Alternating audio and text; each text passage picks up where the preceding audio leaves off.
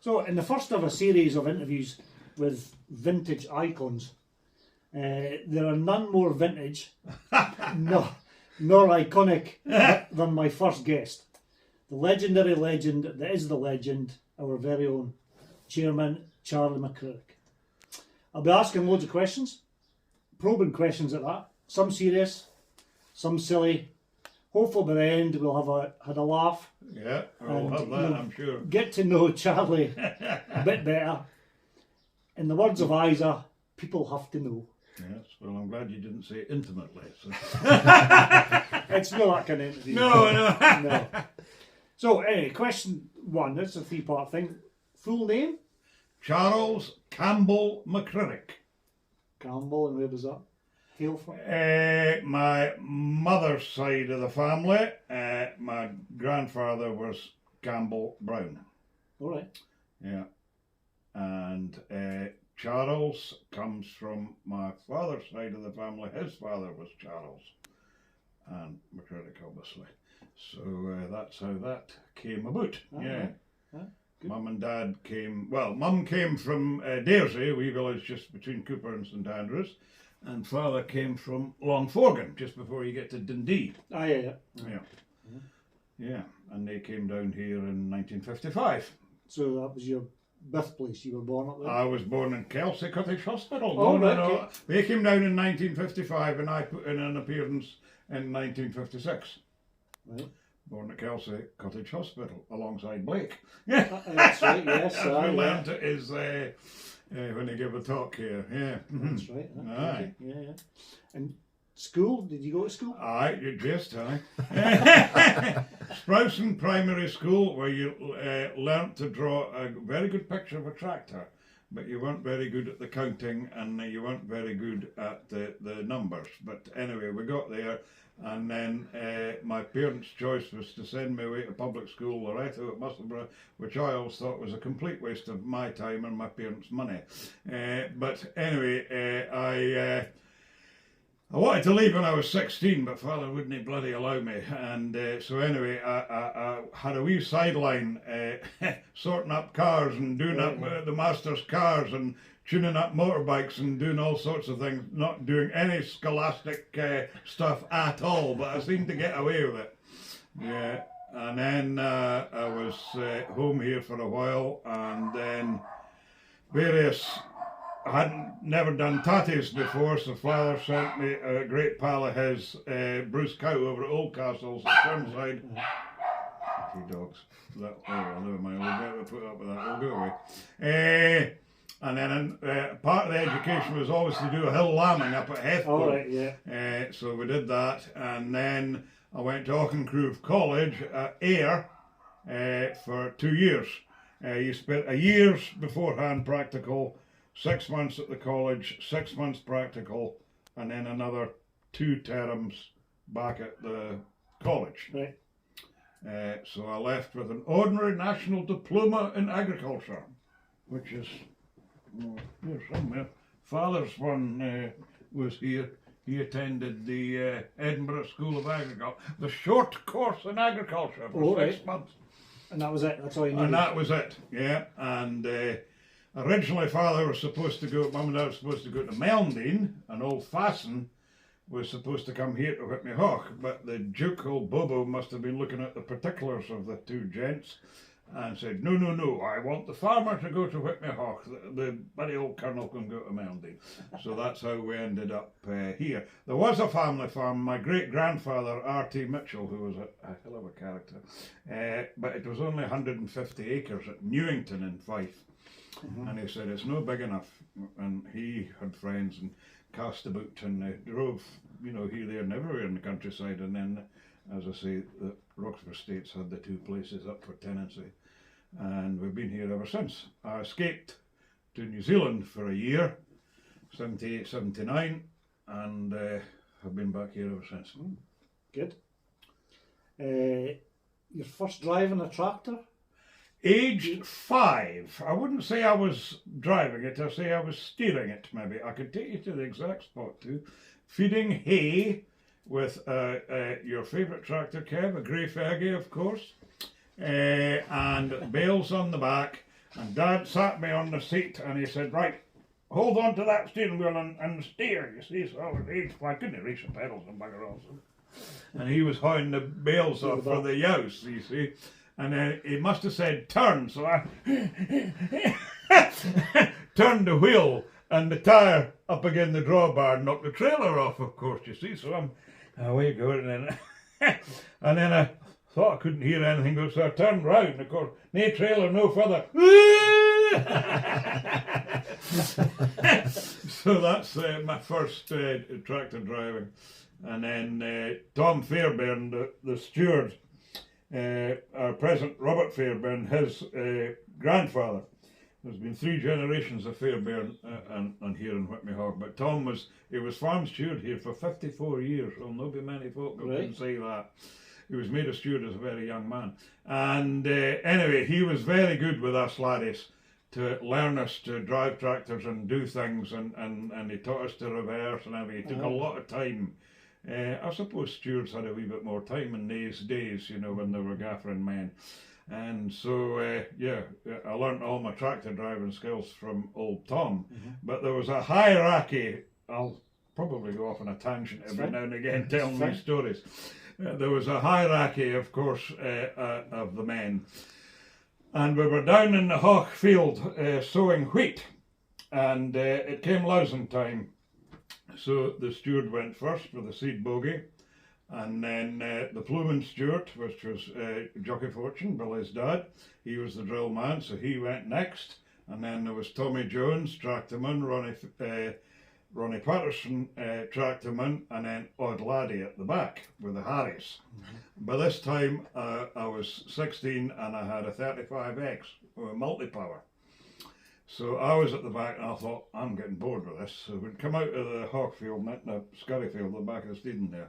So I throttled back, up into high multi-power, and overtook the queue and got to the steading first. By Christ, what a bloody doing I got off Tom Fairbairn.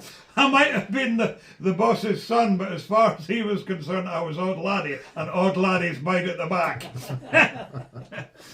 Yeah, he ruled the place with a firm hand, as many farm stewards did in those days. I suppose they were gaffering a lot of men, they kind of had to be. Then there was always a bit of discussion between the herd and the bloody steward as to what was to be done, you know. Yeah, aye, that was the first, my grey Fergie, and then on a 35X, yeah. Good. So, why blue tractor? Well, yes, why, you might say why. When I was a wee laddie, I always had a fascination for Fordson Supermajors. And I kept going on and on and on to Dad about a Fordson Supermajor. I'd be, I don't know, 8, 9 year old at the time. So anyway, you remember Britain's made some nice toys. And so, unbeknown to me, he'd went off to Bob's Fawns, of course, and bought a Fordson Supermajor and a dinky trailer to go behind it. I'm sure it was a dinky. Anyway, it must have laid this on my wee table next to bed, you see. So when I woke up in the morning, here it was. So, wild excitement. My Fordson Supermajor. And I was playing with it, you know, I had a wee wire to turn the wheels of the steering wheel. And the wire broke, you see, so, oh God, this was terrible, terrible. It's all right, son, we'll get up to Kelso Tractors and we'll get it sorted. And Dad always got on really well with Dave Scott, the foreman. And whether he'd phoned him beforehand or just give him the wink when we went in. And he said, now, Dave, the laddie's tractor, the steering rod's broken. And we'll need to get it sorted, you know. So, all right, righto, son, right, come on, we'll get a job sheet and we'll get somebody onto it, you know. And I think it was Andrew Haig that put a new wire on it, you see, he made a right fuss of it. And so that was always a funny wee story. But I've always been fascinated, Fordson Majors, or Supermajors especially, I don't just quite know why, but yeah, and then, when did I get my first one? KTY 365, that would be in the early 70s. I wasn't really into vintage tractors for long enough, really. But that was my first Fordson tractor at the huge money of £100. But the first one, of course, was Matthew Murphy, the Grey Fergie. Another Grey Fergie. Another Grey Fergie. Well, all the best people start their vintage careers with Grey Fergies. So I got my Grey Fergie, and Jude and I got married in 1982.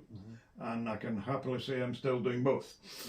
So there we are. That was the start of the, as the Aberdonian says, it's nae a hobby, it's a disease. And then... well, that's my fourth question. What got you into the vintage stuff? Just always been around it? Or? I suppose, and then, you know, we'd always done a bit of business with Craster Rutherford down at Coldstream, of course, and got sort of into it a wee bit just by being in and around that gang, if you like, that crew. And then we used to go to Bozzle's Rally, and there was photographs back there of Bozzle's Rally, and yeah, that was the kind of start of it. Really, I used just to go, spectating, or did you have just spectating to start with, and then I got the chance of Matthew Murphy. It was a scraper tractor at Sheriff's at Orange Lane. All right. And I think it came from Mersington. It was as rough as a bear's arse. It was absolutely buggered. The engine was going fine, but there was no hydraulics on it. So I got it for £100, and I got given a TEF, which had a knackered engine but good hydraulics, because it came from old school. And Billy Fortune was our tractorman mechanic in the days, and so the pair of us set in about it in sort of 1981ish, and we glued the two good bits together and got it all up and running. So that's always been my first one. And then I had it was just a diesel major. I had that for a while, took it to Lanark, it's up there somewhere. Then I had my first, I tried to buy a super, and there was, you go out of Berwick on the A1 and you can turn up the Eagle Road, and there's a wee farm holdings, small farm, boy Crammond has it, and everything he had was super majors. Right. He just had a fleet of them, one with a Plu, one with this, one with that, and I was quite often visiting them and try to persuade him to sell me one, and eventually, no, I'm keeping them. Anyway, when Alvin Blanche had the grain depot for the dryers and whatnot down at Berwick, Jock Dunce, he phoned me, said they had an old super major with a loader and a jib on it for lifting steel, and he says it's to be sold. Do you fancy it? I says, aye, I do. So anyway, we struck a deal, £300. Went down with the low loader to collect it, and here the fella Crammond was working, because the farm wasn't big enough to justify full time, so he took other jobs here and there. And he was working at Alvin Blanche. He said, you're coming to pick that? What was wrong with mine? I said, you wouldn't bloody sell me them, you old bugger. And he said, oh, well, I might part with one now. So I went with one and came home with two. And that was the one that Muzz now has. Oh, yeah. Because it wasn't registered at the time, so it's GVS 639, I think. And I had a loader on it. It did originally, yeah, but we're carting out seed with it back in the old days, a seed buggy in 100 bags, you know, and I was coming down the Sprousen Street and just turning round into Sprousen, and then there was a bang! Shite. So I dipped the bloody clutch, and in the days there was no fence and whatnot at the hall, so I just wung into the hall car park and stopped it, abandoned it, got it back home and just shoved it in the bloody workshop out the bloody road. And I never had time to do anything about it for ages. And eventually I thought, well, I better see what's what. So I took the head off it. 1, 2, 3, 4, 5, 6, 7. Where's the 8th valve? It had dropped, and you bugger, I'll never be as lucky again. It just poked its all out the exhaust port. All right. Just a tiny wee mark in the piston. I'll never be as lucky again. It could have bloody completely blown up, you know. And then I got the 6-cylinder one. No, I bought another super major from Charlie, a friend of Charlie Young's down in Northumberland. I got that. That was a wee bit dearer. I think that had crept up to about £900 by this time. Here's some money. When was that? Oh, that would be mid-80s maybe. And so I quite fancied a 6-cylinder conversion. The tractor that Fordson always should have bloody produced, but never did, of course. And Jude's cousin down in Oxford, there was a wheeler dealer bloke in the next door parish, and he says, "Oh, I think he's got one of them bloody line. I saw it on a fencing trailer the other day when I was by." So anyway, phone calls, long story short, went down, struck a deal, and came back with from the bell housing forward. He wanted a straight swap with my Super Major, and I would take the 6-cylinder away, but I had to pay him. And I said, no, I wasn't doing that. So the dealer mentality in his head, you can hear the cogs going. And he said, "I tell you what, £600 from the bell housing forward." So the bell housing, clutch, 6-cylinder engine, front axle, bonnet, the whole shebang. I says, right, deal. So that's what I did. So the 6-cylinder, and there's photographs over there of putting the 6-cylinder into it, right down at the bottom. Oh, yeah, I see it at the bottom, yeah. So that was the 6-cylinder, and I had a lot of fun with that, ran about with that, and Craig Prentice, as you know now, has that, because when it came up for sale, he remembered it as a laddie when we used to get out to Rothbury. He was just about 16 then, and the high days and holidays of the Rothbury Rally. Gavin had been as well at some point. Yeah. Oh, it was the best rally without a shadow of doubt. There was a lot of drinking and carrying on and a great lot of fun, you know. It really was superb. It was a fantastic rally, and we all miss it, I'm sure. But yeah, and then I got into the roadlesses. Malcolm Bell and Kenneth, you know, the lads over in Lancashire. I had a hankering after one, a 115, and the Scottish Farmer opened it one day, and there was a box advert. Due to the retirement of the proprietor, the following is for sale. County 1124, roadless 115, diggers, blah blah blah, drainage equipment. Robert Muslowski, Gifford. So I phoned, and it was the Sunday. I can remember sitting at that desk and phoning, and I got his wife. He said, "Oh, he's out in the yard. He's got a dealer pal of his interested in buying stuff." So I says, "Well, look, tell him I'm really, really interested in the 115. I'm not a tire kicker, genuine purchaser." Right, I'll tell him. So nothing happened that day. Phone never rang, and nothing the next morning. And I said, I came in later on the Sunday, and I said to Judy, "Is anybody phoned?" Nah. I thought, oh well, the dealer boy must have bought the stuff. Anyway, by pure chance, I came in here the next morning to check the mail. Phone was ringing. Picked it up. "Hi, Robert Muslowski here. That 115 still sat because my dealer boy was just really interested in the diggers. He hadn't had time to look at the tractor." So I had the old Land Cruiser at the time. Up to bloody Gifford. Well, I went via the bank and got a cash sweetener. And up to bloody Gifford as fast as it could take me.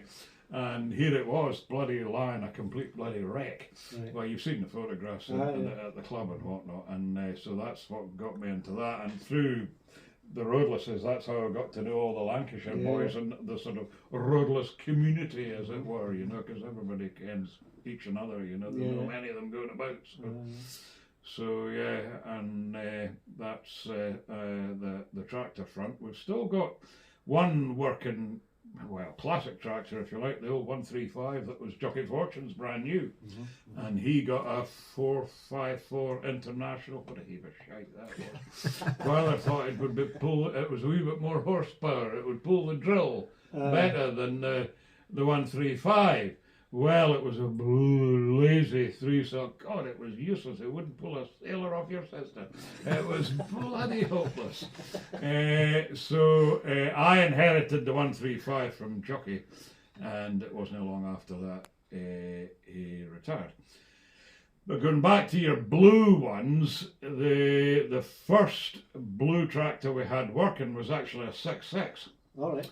Came from Kelsey Tractors, obviously, and Jockey Fortune got that. V-Reg, so that'd be 1980-ish, I think. I think it was 1980. Dual power bubble cab, bloody good tractor. And then he retired, that's right, he retired, and so I got it, and I took on the drilling. And he taught me to drill, and I'd like to say I'm reasonably good at it. but his hands were bent like this, and his toes the same. He fell off a Clydesdale when he was a laddie and damaged nerves in his back, and his bloody hands and his toes locked, and he could sort of about that maybe with the fingers. But oh yeah, bugger, he didn't need GPS. I tell you, by Christ, he was absolutely gunshot. And so I inherited the drilling, and then 1985, that terrible wet year, you mind, that came on the go, and I was down the water side with the aforementioned 6.6 with 3 for a TS 108 bar point plough, which is now in Lancashire. Malcolm Bell bought it off me. And I came in at dinner time, and it's very light, gravelly ground down there. And Father said, "How are you getting on?" I said, "I can barely pull the bloody thing. It's that bloody soft and wet." And he says, "Even down there in the gravel." I says, "No, I can't. Leave that with me." So he must have phoned Smithy at Kelsey Tractors, and we got a Schindler 4-wheel drive conversion, which is a tie-up with Roadless. Yeah. Because old Arthur Battelle and his son Nick, we've had Nick at the club, well, I get him back again actually, he's a good chap as the old 20 Parts Company. They were the importers of the Schindler 4-wheel drive axles, which were Swiss axles. Schindler was a company that made parts for trains and locomotives. But they made these 4-wheel drive Schindler axles, and they were very, very high quality. And anyway, and I spoke to Nick about it one day, when he was up at the club, and he said, "Yes, I remember delivering that in the back of the transit pickup." And Dave Frizzle, Dad came out 2 or 3 days later on, and he said, "Wash your tractor, clean it all up, make it look presentable, take it up to Kelsey Tractors. I've ordered a 4-wheel drive axle for Smithy, and it's to be fitted." So that's it, and that was the first 4-wheel drive tractor we ever had. So it was 1985. I mean, the UK were slow to latch on to 4-wheel drive. We really were, you know. And it just transformed that tractor, you know. And it was great. And you had to pull a lever to pull it on and off. But it had almost 50-degree turning, which, if you consider the old Roadless GMC axles and the old counties and whatnot, were bloody hopeless. You know. So it was well ahead of its time. And I'm sure Farm Tractor Drive was the company that Nick and his father, old Arthur, or the company that they imported them. Yeah. Good. Hi. Do you know anybody called Tarquin? Tarquin? No, I can't say I do, old fellow, you know. That's fair enough. So what's your favourite job on the farm? What do you like doing the best? Spraying. Yeah. I could have guessed that. Yeah. I would, for a while I would have said a toss up between spraying and combine. I still love my combine, although changed this year. I'm putting Nathan on it. But it's these big combines. I can get the all the GPS and the computer stuff. I can work it, of course I can, but you need a young mind. And it's been bothering me a wee bit. And Brother Johnny and I, excuse me, had an adult conversation about it the other day. He says, "You think you'll manage the combine?" I said, "I don't know, Johnny." He says, "I've been thinking about it, and maybe Nathan." He says, "Well, look, why don't we say to Nathan, he can go on the combine?" And he says, "You'll bet his back, you'll learn him." I've been driving combines for 52 years, believe it or not. So anyway, but yes, combining, but I've always liked my crop spraying, and it's just the whole thing about it, you know, discussing with agronomist Jackie, who's been coming here. She's been coming here for over 30 years, you know, and she'll write out these recommendation sheets, you know, the field, hectares, growth stage of the crop, the what I'm doing, you know, weeds or disease or whatever, and then the products and that. So I've got that to go by, and then I make out a list here. There's the Roden field, you see, one fill of 2960 litres water with so much of this chemical, that type of jets I'm using, and when I've done it, I tick it, and right, the 20th of April, evening, East 2. Or as EB used to say, every now and again, West 2, West 3, and right, East 2, just so they think you're doing your job right, make a change. Well, you're not going to, blowing a bloody hurricane shouldn't have been out, you know. As old Dod Cook used to say, if it's not dripping off your mirrors, just keep going. So no, I do, and you know, speaking to the agronomist, discussing things. I've got all the price lists here, and you know, seeing who's best value. And then going and doing, writing it all out, and then going getting the stuff, and then actually applying it, because it's a fantastic way to see your farm and your crops. Well, you know, you're up high in the tractor, you can see. I have a notebook with me the whole time. If I see a wee problem bit or having some weeds somewhere, you know, I'm jotting things down the whole time, and it's a fantastic way to see your farm. Yeah, so that's always been my favourite task, and even with my gammy legs, I can still manage that, you know. Good.